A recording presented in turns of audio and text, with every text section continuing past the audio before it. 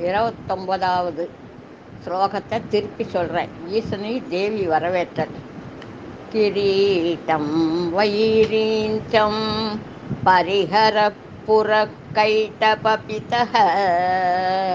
கடோரே கோட்டீரே ஸ்கலசிஜஹிஜம் பாரிமகுடம் प्रणम्रेष्वेदेषु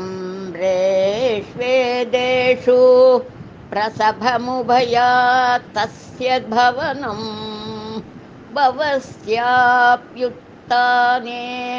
तव परिजनोक्ति विजयते.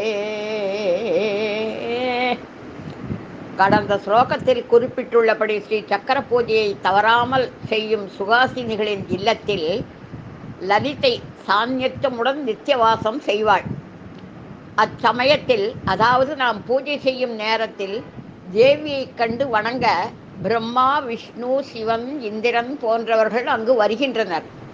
அவர்கள் வணங்கிக் கொண்டிருக்கும் போதே பரமேஸ்வரியின் காண அவளின் பத்தியான பரமேஸ்வரன் அவளை தேடி அங்கு வருகிறான்.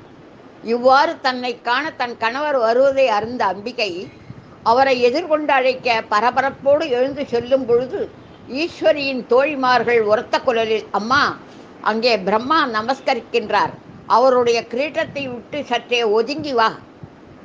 கைட்டவனை கொன்ற விஷ்ணுவின் கடினமான கிரீட்டத்தில் உள்ள உன் கால்கள் இடரப் போகின்றன, சற்றே தள்ளி வா.